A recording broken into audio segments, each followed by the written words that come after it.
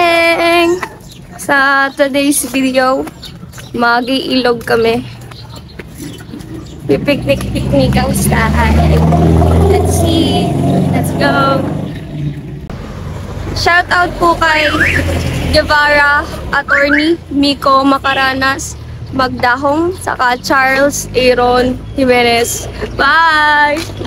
From Santo Angel, pupunta kami sa Magdalena, Laguna para pumunta dun sa aming campsite. We're here! Tapos, pag po, madami kayong dalang gamit. May tawag doon, ayun, may kabayo. Sasakay niyo yung gamit niyo. Tapos, bibigyan niyo sila ng tip for it. So, nasa parking kami ngayon. Kasi nakain kami na muna bago pumunta. Kasi tapos magluluto kami doon. Nasa ano nga pala kami? Nalimutan ko pala sabihin na nandito pala kami. Sa H&B. Sa H&B parking, merong mga kabayo na naghihintay sa inyo na pwede nyo dun ilagay yung gamit nyo. Bibigyan nyo na lang sila ng tip. And sila na rin yung mag-tour guide sa inyo kung saan yung daan. Ito nga medyo maputik yung daan kaya wear slippers. Let's go!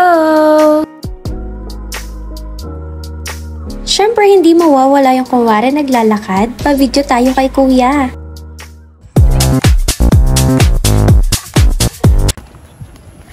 Nawawala po yung tour guide namin, pakihanap.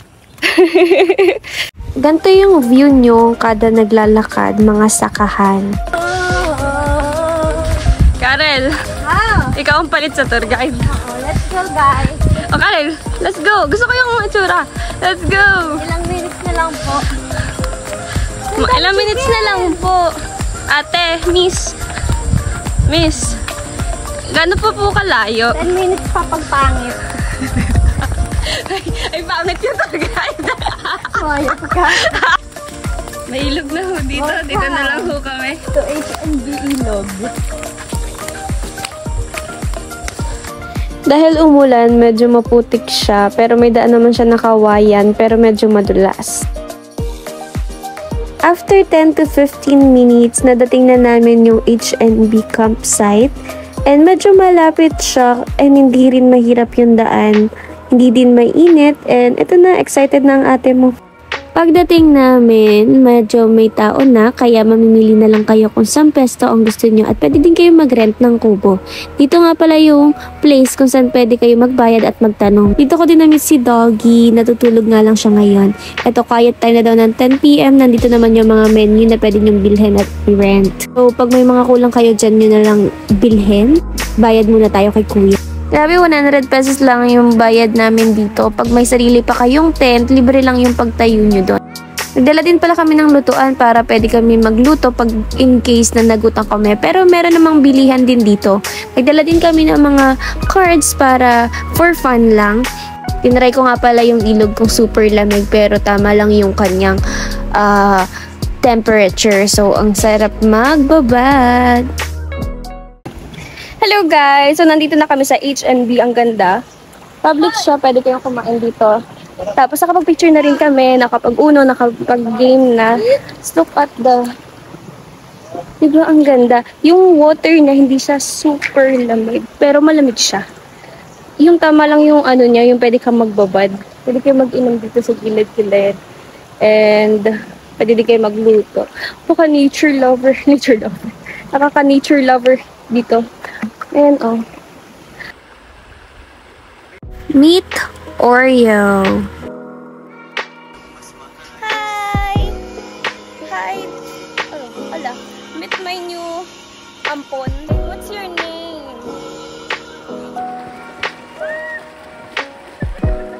We also met Kuchi and Kanji. Yan, ang saya nila kasama kasi nakikipaglaro talaga yung dalawang doggies. And mahilig din sila mag-swimming. Ang cute! Nagawa din pala kami ng iced coffee dito. Bagay na bagay siya dun sa weather. Ayan, bago kami nagala at nag-ikot. Ito nga pala yung village part na mga kubo siya na pwede mong rentahan kung gusto nyo mag-overnight at ayaw nyo mag-tent. Umaura na rin kami sa tabi ng ilog ni Karel. Medyo maganda yung pwestuhan natin dito. Dito yan sa may village part. Meron din ditong duyan na part. Pwede kayo magduyan. At meron ding wishing well. Gusto niyo mag-wish. Ayun yung reception nila. Doon ka magbayad, mag-ask kung magkano and everything. Tapos may mga souvenir. Yeah, dahil po na. Ayun yung ilog, hanggang doon. Hanggang sa villagers hut. Magpipicture na po, magpipicture na kami. Diba? Diba?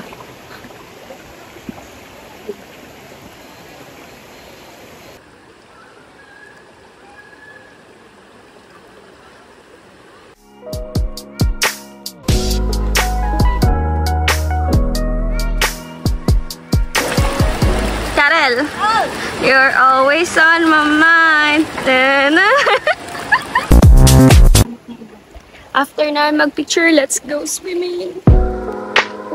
If gusto nyo mag-coffee, may bilihan sila ng coffee and food. Tinaray na rin namin yung coffee here, pero yung food hindi pa namin na-try kasi may dala kami.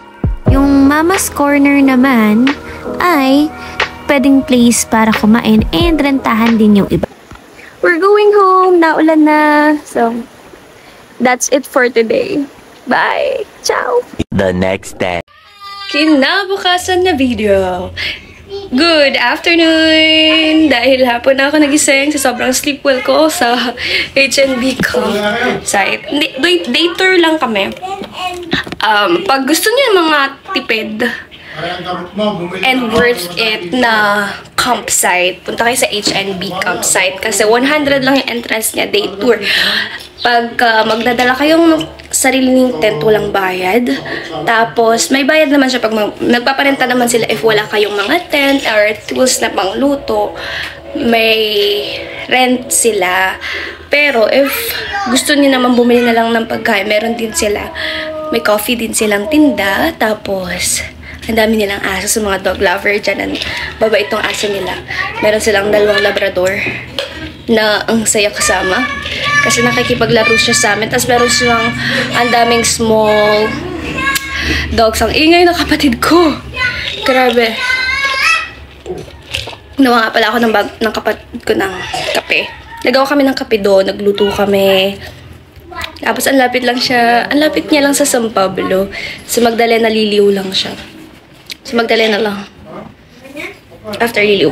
Hindi ko alam kung saan ko siya naliliw.